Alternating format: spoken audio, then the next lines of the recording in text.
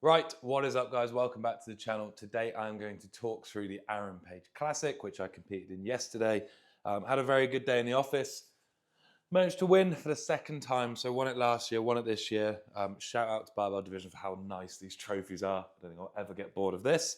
So that's going to go up in the gym wall very shortly. But yeah, just had an awesome comp yesterday, guys. The Aaron Page Classic's one of my favorites on the calendar.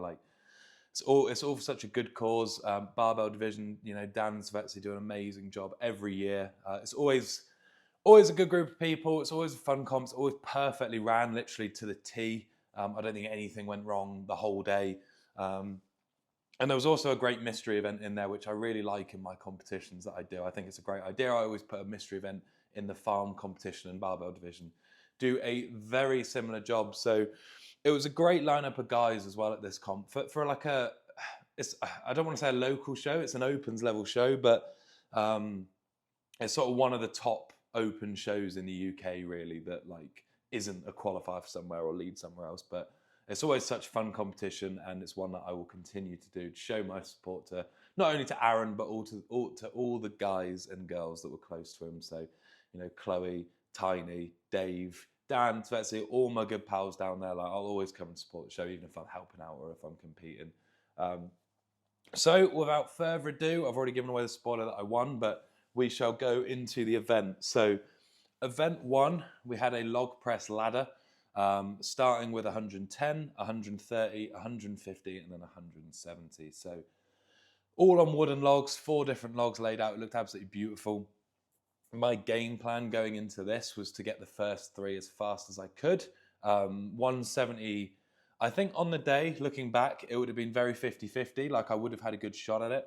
But I got through the first 3 really quick. I think 22 seconds for the first 3 logs. That put me in 5th place.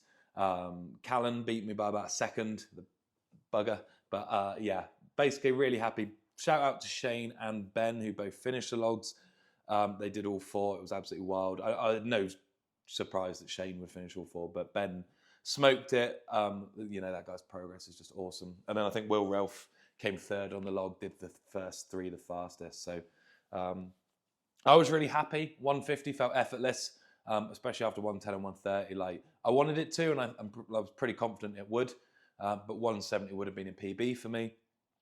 And for those that don't know, that the Atlas Stone record I did recently, the 250 kilo, prepping for that has been pretty brutal. So since then, my back's been sort of not tight, but just very fixed in that in that position. So anytime I'm extending and looking up for extension in like my lumbar spine, it's quite sore, it's quite tight. So it just wasn't the day to try and max log, if that makes sense. So for me, it was all about solidify the points. I came 5th in a log event for me out of 15 guys. That's a good start. So as soon as I came 5th in that, I sort of knew it was on for the day. And I had a good chance of winning because the rest of the events felt really good for me. Obviously, we didn't know what the mystery event was at this point either, so that's worth saying. But yeah, started off really well. 5th on the log, got through the first 3 really easy. That's exactly what I wanted. So moving on, we had the max raw deadlift. So no deadlift suits allowed. It was just straps and belt. Really like this idea for an event. I think strongman at the minute is moving towards kit, like who's got the best kit, basically. The amount of stuff coming out every day now, like suits are getting stronger. There's thicker and thicker neoprene coming out. So it's nice to just see an event where it's like, who is the best deadlifter? The opener was 280. You didn't have to do the opener, and then it was a rising bar with 20 kilo jumps all the way up. So I took 300. There wasn't a limit on lifts either. So the original plan was to open on 360, but because it wasn't limited to 3 lifts, you could do as many as you wanted.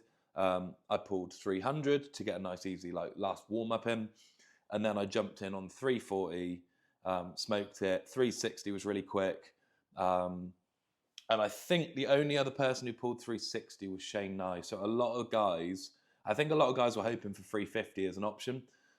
So there was huge tied points there on 340. Both Will and Ben came in that group with 340. I know John Thor pulled 340. So there was a lot of guys in that sort of 340 area.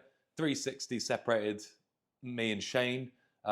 If Shane hadn't have got 360, I'd have gone straight to 400. But for that stage in the comp, I just felt it was necessary because 400 was going to be a risk, whatever I did. So I pulled 300 to solidify the comp win, and then went on and attempted and pulled 400 kilo raw for a PB. A very meaningful and a very emotional PB. That, like, 400 raw for me was like definitely a lifetime goal, but like when I started, I never thought that would be possible. So it just shows, like, if you keep working, like, don't put limits on yourself. Like, my deadlift's absolutely flying at the minute, and I'm here for it. I think the deadlift ladder at Brits is going to be a really good event for me. But it's one of them, and you know, those moments of just absolute euphoria where you just feel like a lifetime goal, and you just feel really proud of yourself for that amount of time. And it was such a nice moment, especially because Dave messaged me before the comp saying that, you know, the last person to pull 400 kilo in that gym was Aaron Page before he sadly passed away in 2020. So it was a really, not just for me, it was like an emotional thing for everyone there. And I know, like, Aaron would have absolutely loved it as well. So really nice moment just for the whole gym, for me. And to be honest, like, I pulled it as after 360 and 380. If I'd have had 370 as a jump and then gone 400, I think it would have been even smoother, but it moved pretty well. So I definitely don't think that's my max deadlift. I definitely don't think my max raw deadlift is 410 anymore either, which is really exciting. So I guess now we're on the road to 1,000 pounds, which is just crazy. But never set limits on yourself. Just keep working and things happen. So after the deadlift, that pulled me up to second place. I was half a point of Ben, and I was a few points off. I was 3 points off of Shane. Shane had won the first event and come second in the deadlift, so he was pretty clear, as you would expect with Shane now in the static events. He always turns up. Next up, we had Conan's wheel, but it was with a bit of a twist. So it was only half turns, so you had to spin around the bar, come back. Conan's wheel is an event I'm pretty confident on, to be honest. Like, I think I'm up there with one of the best at it, to be brutally honest. But everyone sort of ended up about the 7 revolutions mark. So that's 7 half turns, which was about 1,200 degrees, 1,300 degrees. Ben just edged out Tiny, so he got 1,330 degrees, which I knew was about 7 and a bit turns. So I knew if I did 8, I'd have won that event. So basically, I got the privilege of going out last. I did 9 revolutions in the end because I had a bit left in the tank and wanted to just use the whole time limit and put a bit of a show on. So really happy. Felt really easy. Felt comfortable. It killed me afterwards. The quad pump was insane, but just like a Conan or any sort of front carry, I've just really taken to. It seems to be my best event, but I do really back myself on those sort of events. So it was nice to just deliver and do what I know I could do. So this then put me in first place overall. Shane came 5th. No, Shane came 7th in that event. So not great for Shane on the Conan's wheel. That dropped him a few points. So at this point, it was me on 38, Ben Glasscock on 36.5, and then Shane now on 35. I think, knowing Flynn didn't compete in the end, I think he's got a bit of a knee injury going on. So I think everyone thought it would be between me and Ben for that 1-2 spot. So, you know, Ben turned up. It was brilliant to see. So after the Conan's wheel, we moved on to the Hercules hold. Obviously, another really good event for me, a grip event. It was on Gods of Grip rolling 50mm handles for those in the grip world. So not the biggest handle, but it being on a rolling handle really did change the game on a Hercules hold. So it was 180 kilo in each hand, but obviously it's on a leverage, so it's not like, obviously you can't hold 180 kilo on a Gods of Grip handle. Tiny, so again, I was out last on this guy, so I had the privilege of going out and seeing what I needed to do.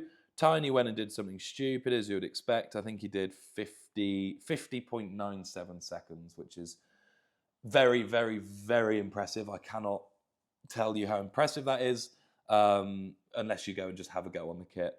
The next best, to put it into perspective, I think was 27 seconds by Trafford. Jordan Trafford, sorry, Tango we call him. So Tango came 3rd in that. He did 27 seconds. I basically then went out and beat Tango. But I did push. I don't want to be that guy that's like, I let Tiny win. I absolutely didn't. I can tell you now, I would not have beaten Tiny on that event. I did 38 seconds. I maybe could have squeezed out another 5 seconds if I was going 100%. I wouldn't have beaten Tiny, whatever I did. And I sort of knew that, so I just let go, saved the forearms a bit. Because as it turned out, the next event needed your forearms. So the mystery event was next. Just to run on points. So at this point, after the Hercules hold, Ben came 5th in that. So that put me, I came 2nd. So I had 51 points. Ben had 46.5. And then there was a bit of a jump down then. I think Callan Swadling was then in 3rd with 39 points. So the mystery event, like I said before, Barbell Division always throw a mystery event in. I really love the concept. I do the same thing. They did a strongman egg and spoon race. I'm going to put the little link to it up here. I uploaded it as a short. It's the most hilarious looking event. If you haven't seen it yet, go and check it out. What we did was we put a 20 kilo, I think, kettlebell in this custom-made big spoon they had, and you had to sort of leverage it up and carry it. It was the funniest looking event. And again, I was out last. Tiny was out last, so I was out 2nd last. Obviously, at this point in the comp, I was pretty clear of Tiny, so it didn't really matter if Tiny beat me on this or not. But thankfully, he didn't. He came 3rd in it, which again, Tiny just delivered towards the end of this comp, guys. He had a real nightmare in the log, and then just a bit of a Paddy Haynes strategy, actually, and then just continued to get better. And he didn't give up basically all day, so awesome to see Tiny doing well, because he isn't a strong man. He just does this comp because of, he was best mates with Aaron, and it's the one comp of the year he does. So the egg and spoon race, Will Smith was the only other person to finish it. So it was, as much as it looked goofy and funny, it was brutal. It was really, really tough. It basically felt like carrying a really heavy shovel full of cement, 60 meters. So I picked Will's brain a little bit just before I went out and saw what he did, which helped him finish. And luckily that meant that I finished it too. And got the win on that event as well. I did the whole course in 40 seconds. Will finished it in 49.6. We were the only two to finish. And then Tiny got the best distance out of anyone else. Ben, again, came 6th in that event, so dropped a few points on that one again. So after the egg and spoon race, I had 65 points. Ben had 55.5. And then 3rd place still was Callan, who came 5th in that. With 49 points. So going into the stones, I had a 9.5 point lead on Ben. So a pretty good position for me to be in. Stones are probably one of my favourite events as well. So I sort of knew at this point it was in the bag. I just had to go and make no mistakes on the stones.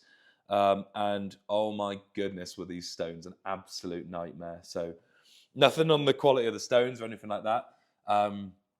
Basically, it was a cold day in Southampton, a very sort of damp, humid day. There was 50 people in a very small room with the Atlas stones, a lot of people breathing, a lot of swamp monsters in there. So basically, the stones were just wet, guys. We were toweling them off, trying to web tacky, and your hands were just sliding all over them. So I think Shane was the only person other than myself that loaded the 180 stone. That is not typical. You got guys like Will, Ralph, Ben, John, some huge stone lifters. All these guys can do 200 kilo Atlas stones. So to see, I was sort of there. I was quietly confident. I trust my stone lifting pretty well. Even if it's a bad stone, I can normally load a 200. But that was probably the hardest 200 kilo Atlas stone I've ever loaded. So what happened? We had Shane went out, did 4 of the 5 stones. He loaded the 180, didn't try the 200, which was rightfully so, because again, the 180 and the 200 were definitely the worst of the lot, because a lot of people warmed up on the lighter stones, got a lot of tacky on them. The 180 and the 200, we just I had a pickup on the 180, but it felt very slippy, so we just sort of left it, to be honest. We tried to get tacky on, but for me, it sort of suited me if it was really hard, because I knew the other guys wouldn't do it. So Ben got 3rd on the stones, actually, with the 160 stones. So he did 3 stones the fastest. A lot of the guys only did 3. And then I went out and did all 5 because I'm a legend. So overall points, I finished with 79. Ben had 67.5, 11 points back, and then Tiny had 56 going onto the podium. Half a point is worth saying ahead of Will Ralph. So unlucky for Will, he had an absolute nightmare on the stones, but it's one of them, you adapt to the conditions. Like you need to be able to adapt. Like strongman's not, it's not powerlifting. Everything's not always calibrated. Everything's not always perfect. So he'll learn from it, I'm sure. But again, I'm super, super pleased with my performance. I think I showed up in the best form I have ever shown up to a comp in. I felt fairly unbeatable that day.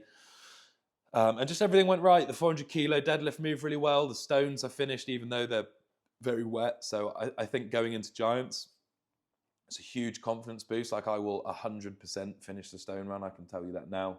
And it's just a really good place to be in for me. Like I wanted a comp where I could go, just have a run through, nice far out away from Brits, and just get that confidence up. And I really do feel the best I've ever felt in terms of my strength and raw power. The log's coming along really well as well.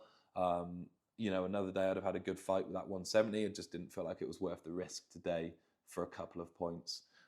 But to win a show like that ahead of Ben, who's another like Giants Live level athlete, by 11.5 points, I think it really shows my standard. It shows how hard we've been working.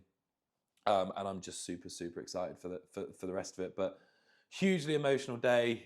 It's so cool doing all this stuff with the people you love, just watching and cheering. And it's always such a good group of guys, especially like just the people who run the comp and help out. And everything was just perfect. If you get an opportunity to do a barbell division comp, please go and do it because they are fantastic.